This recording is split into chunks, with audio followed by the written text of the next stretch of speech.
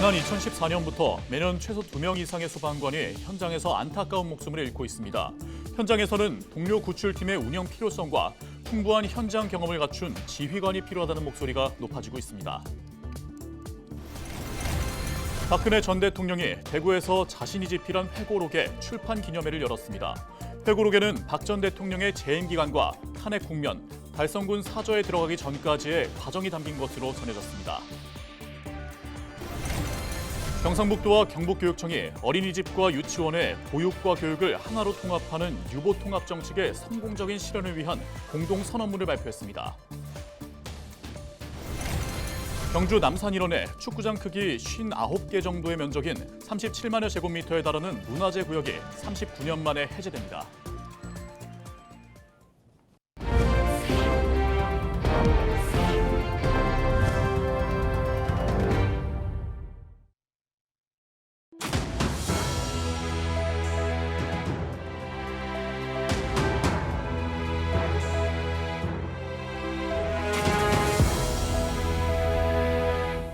시청자 여러분 안녕하십니까? 헬로티비 대구 경북 뉴스입니다.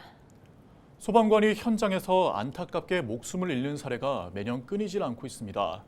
지난해 12월 제주도 화재 현장에서 80대 노부부를 구하고 순직한 고 임성철 소방장 사고 이후 2달여 만에 문경에서 또 비슷한 일이 발생한 건데요. 국민의 생명을 위해 위험한 현장에 투입되는 소방관들의 안전도 지킬 방법은 없을까요? 서희동 기자입니다. 지난달 31일 문경의 한 육가공 공장에서 발생한 화재. 샌드위치 패널로 만들어진 구조와 내부에 쌓인 식용유 등 대형 화재로 이어지기 쉬운 조건이었지만 혹시라도 남아있을지 모르는 인명을 구하기 위해 4명의 소방관이 진입했습니다. 하지만 갑작스럽게 불이 커졌고 결국 2명의 소방관은 빠져나오지 못했습니다. 지난 2014년부터 지금까지 순직한 소방관은 모두 42명. 매년 최소 2명 이상의 소방관이 현장에서 안타까운 목숨을 잃었습니다. 정치권은 여야 할 것 없이 소방관들의 근무 환경과 처우, 안전장구 등의 개선에 입을 모았습니다. 또 위험한 현장에는 소형 로봇 등을 먼저 투입하자는 의견도 꾸준히 제시됩니다.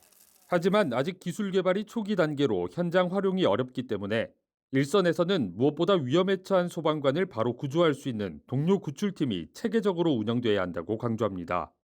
목숨을 잃을 수밖에 없는 그런 위험한 현장에서 활동하는 소방 공무원들의 희생을 조금 더 최소화 한번 시켜보자. 동료 구출팀이 외국 선진국에서는 이미 존재하고 있고 지금 현재 우리 대한민국에서도 형식성으로서 업무 지정처럼 지정되어 있는 부분이 있습니다. 그게 실제 현장에서는 운영되지 않는다는 게 조금 문제가 되겠죠. 이와 더불어 전문가들은 소방관들의 안전 확보를 위해 무엇보다 풍부한 현장 경험으로 갖춰진 지휘 능력이 필요하다고 말합니다. 이에 따라 소방청이 지난 2021년 하반기부터 운영 중인 현장 지휘관 자격 인증제 역시 더욱 강화돼야 한다는 목소리가 나옵니다.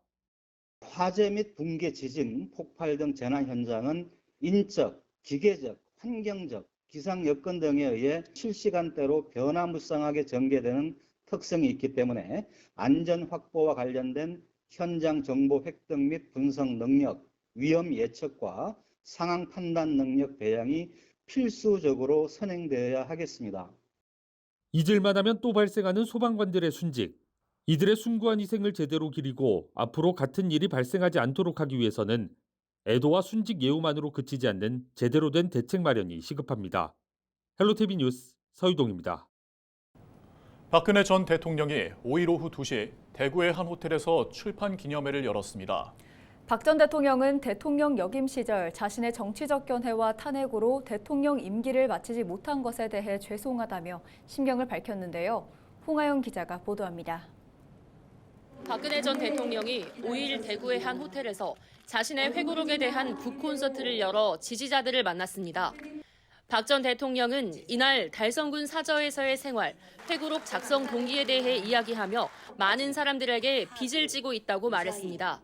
회고록도 내고 또 이 자리까지 올 수 있었던 것도 한결같은 믿음으로 지켜봐 주신 이 자리에 계신 여러분을 비롯한 많은 분들 덕분이라고 생각을 합니다. 대통령 재임 시절 진행했던 창조경제, 미중일 관계, 남북 관계, 위안부 합의 등 이슈들에 대한 이야기도 오갔습니다. 창조 경제는 다시 말하면 이제 지금도 이렇게 한참 진행이 되고 있는 국제적인 경쟁력을 갖추기 위한 경제 정책이었다고. 박 전 대통령은 탄핵으로 대통령 임기를 마치지 못해 국민들에게 죄송하다는 메시지도 남겼습니다. 북콘서트에서는 유영하 변호사와 허원재 정 정무수석 등 친박 인사들도 대거 참여했습니다. 참석한 시민들도 박 전 대통령과의 대면에 기대감을 보였습니다. 많은 분들이 오늘 동참해 주셨습니다. 저도 나라 사랑하는 마음, 우리 고장 사랑하는 마음, 국가와 민족을 사랑하는 한 사람으로서 이런 계기를. 이날 북콘서트에서는 총선 지지 호소 등 정치적인 메시지는 없었습니다. 하지만 본격적인 국민의힘 공천 심사를 앞두고 진행된 북콘서트다 보니 행사 자체가 다양한 정치적 함의가 있을 수 있다는 의견도 나오고 있습니다. 헬로티비 뉴스 홍아영입니다. 경상북도와 경북교육청이 어린이집과 유치원의 보육과 교육을 하나로 통합하는 유보 통합 실현을 위한 공동 대응에 나섰습니다. 두 기관은 5일 예천에 있는 국공립 행복주택 어린이집과 호명 라운 유치원을 방문해 현장의 목소리를 청취하고 유보 통합 정책의 성공적 실현을 위한 공동 선언문을 발표했습니다. 공동 선언문에는 아이들의 건강하고 행복한 성장을 위한 유보 통합 실현에 협력하고 성공적인 유보 통합을 위해 보육 업무, 재정, 인력기관이 원활하게 이루어질 수 있도록 노력한다는 내용 등이 담겼습니다. 경주 남산 일원 37만여 제곱미터가 문화재 구역에서 해제됩니다. 경주시는 문화재청 지정 예고를 통해 축구장 크기 59개 정도의 면적을 문화재 구역에서 역사문화환경 보존지역으로 지정한다고 밝혔습니다. 해당 지역은 경주 탑동 식혜골과 남산동 남리마을, 내남면 용장리 틈수골, 인왕동 해맞이마을 등이며 현재 공공부지로 활용 중인 통일전과 화랑교육원 등도 포함됐습니다. 이번 조치에 따라 재건축, 재개발 등 건축 행위는 물론 상하수도, 도시가스 배관 등 공공개발 사업 행위를 할 때 반드시 거쳐야 하는 문화재위원회 심의 등 행정규제가 이전보다 수월해질 것으로 전망됩니다. 한 주간 발생한 뉴스를 재정리해보는 시간입니다. 지난 한 주 동안 주요 이슈는 뭐가 있었는지 이상원 뉴스민 기자를 통해서 이야기 나눠보겠습니다. 화상으로 연결해봅니다. 안녕하십니까? 네, 뉴스민 이상원 기자입니다. 네, 우선 지난 한 주 동안 발생한 주요 이슈부터 종합해 주시죠. 네, 법원이 대구 MBC의 대구시 취재 방해 금지 가처분을 인용했다는 뉴스부터 살펴보고요. 설 명절을 앞두고 대구로 페이 판매도 재개됐다는 소식 전해드립니다. 끝으로 영양 풍력발전 환경영향평가에서 일부 부실이 확인돼 행정 처분이 이루어질 전망이라는 뉴스도 짚어봅니다. 네, 대구 MBC가 대구시를 상대로 제기한 취재 방해 금지 가처분이 법원에서 인용됐다고요? 네, 대구지방법원 제20-1 민사부는 대구시가 지난해 TK 신공항 특별법 관련 보도에 항의해 대구 MBC의 취재를 거부하는 방식으로 취재를 방해한 조치가 잘못이라고 판단했습니다. 재판부는 대구시가 소속 직원이나 산하 사업소 등의 대구 MBC 취재진의 전화, 방문, 인터뷰 등의 취재를 거부하라고 지시하는 방법으로 취재를 방해해선 안 된다고 결정했습니다. 특히 재판부는 대구시가 취한 일련의 취재 방해 조치가 홍준표 대구시장의 지시로 이뤄졌다고 판단하면서 홍 시장과 관련 없다는 대구시의 주장을 기각했고, 대구시가 일방적으로 제공한 보도자료에만 근거한 보도는 편향되고 왜곡된 보도로 이어질 염려가 크다고 우려했습니다. 네, 법원 결정이 나왔지만 홍준표 시장은 별 의미 없는 결정이라고 했다던데요. 네, 홍준표 시장은 결정이 나온 당일 대구시청 기자실을 찾아 법원 가처분 인용이 의미 없는 결정이라고 평했습니다. 홍 시장은 기자는 취재의 자유가 있지만 우리는 취재 거부의 자유가 있다고 취재 거부를 이어갈 뜻을 밝혔습니다. 특히 대구시의 일련의 취재 방해 조치가 홍 시장의 지시로 이루어졌다는 법원 결정도 부인하면서 지시하지 말라는 건데 나는 지시를 했는지도 몰랐다고 주장했습니다. 홍 시장이 지시 여부를 부인하자 시민사회단체에서는 관련 공무원에 대한 합당한 조치를 주문하고 나섰습니다. 대구 시민단체 연대회의는 성명을 통해 사실이라면 취재 거부를 지시한 공무원을 징계해야 할 것이라고 촉구했습니다. 네, 대구로 페이 판매가 재개됐다고 하는데 이전과는 어떤 차이가 있습니까? 네, 1일부터 대구로 페이 판매가 재개됐습니다. 1인당 월 구매 한도는 30만 원이고 할인율은 7%입니다. 연간 발행 규모는 약 3천억 원 가량인데요. 대구시는 조기 소진에 대비해 월 판매 한도를 설정하고 선착순 판매할 방침입니다. 단 2월엔 설 명절을 고려해 선착순 판매 원칙을 적용하지 않습니다. 실물 카드는 없어서 현장 결제할 때는 삼성페이나 QR코드 결제만 지원합니다. 대구시가 실물 카드 없이 모바일 형태로 정책을 전환한 것은 대구형 공공앱 대구로 활성화를 위해서입니다. 대구로 앱에서 대구로 페이로 결제하면 5% 추가 할인도 제공합니다. 네, 경북 영양군 풍력발전 사업의 환경 영향 평가에서 결국 부실이 확인됐군요. 네, 지난달 31일 환경부는 거짓 부실 검토 전문위원회를 개최하고 영양군에서 진행 중인 AWP 풍력 발전 사업을 위한 환경 영향 평가에서 멸종 위기종 사냥에 대한 평가가 부실하게 된 것으로 판정했습니다. 거짓 부실 검토위는 환경 영향 평가의 거짓과 부실 판단이 필요할 때 운영되는데요.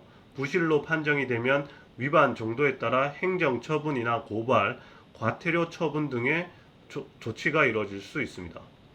환경부는 부실 판정에 따른 추후 처분에 대해서 논의 중이지만 공사 자체가 중단되거나 풍력 사업 자체가 중단되는 수준은 아닐 것이라고 설명하고 있습니다.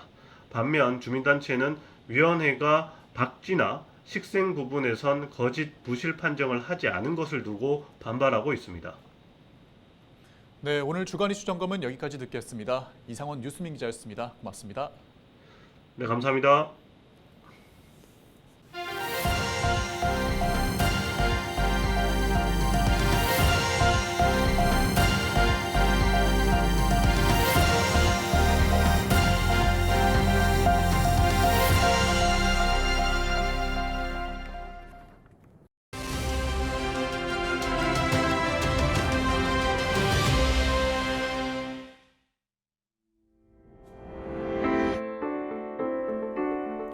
지난해 지역신용보증재단이 소상공인들을 대신해 갚아준 은행 대출이 1조 7천억 원을 넘어섰습니다. 전년에 비해 3배 이상 급증했는데요. 고물가 고금리의 부담으로 은행 빚을 갚지 못하는 소상공인들이 늘어나고 있다는 얘기입니다. 자금난에 내몰려 빚조차 갚지 못하는 중소기업도 폭증하고 있습니다. 지난해 국내 주요 은행에서 돈을 빌린 중소기업이 연체한 원리금난 1년 새 5조 원 이상 늘었습니다. 소상공인과 중소기업이 빚에 쪼들리는 주된 요인은 고금리 여파 때문인데요. 금융 상환 시기가 도래했지만 코로나 사태 이후 매출 회복이 더딘 상태에서 은행 빚을 갚을 여력이 없는 소상공인들이 적지 않습니다. 연 10%가 넘는 금리에도 이금융권을 찾는 소상공인과 중소기업이 늘고 있어 사상 최대 법인 폐업 기록이 올해 넘어설 것으로 예측되고 있습니다. 불황보다 무서운 것이 고금리로 인한 금융 부담이라고 합니다. 자영업자와 가계부채 축소를 위한 장기적인 계획 마련이 필요합니다. 중소상인과 금융소비자단체 회원들은 당장 어려움을 겪고 있는 한계 채무자와 자영업자의 상환 부담을 경감할 것을 호소하고 있습니다.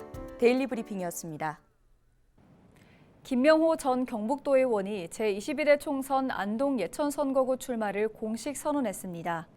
김 예비후보는 5일 안동시청 브리핑실에서 기자회견을 열고 지역사회에 뿌리내리지 않는 정치인은 지역을 제대로 대변할 수 없다며 시민 중심 생활 정치를 신조로 25년간 지역민과 동고동락한 자신이 적임자라고 밝혔습니다. 3선 도의원을 역임한 김 예비후보는 현재 국민의힘 중앙위원회 재정금융분과 부위원장과 공정과 상식 회복을 위한 국민연합 경북대표를 맡고 있습니다. 경상북도가 설 명절 대비 가축질병 특별 방역 대책을 추진합니다. 이는 전국에서 발생하고 있는 고병원성 조류 인플루엔자와 아프리카 돼지열병 등 가축 전염병의 확산을 막기 위한 것입니다. 이상으로 뉴스를 마칩니다. 저희는 언제나 지역민 여러분과 함께합니다. 네, 시청해주신 여러분 고맙습니다.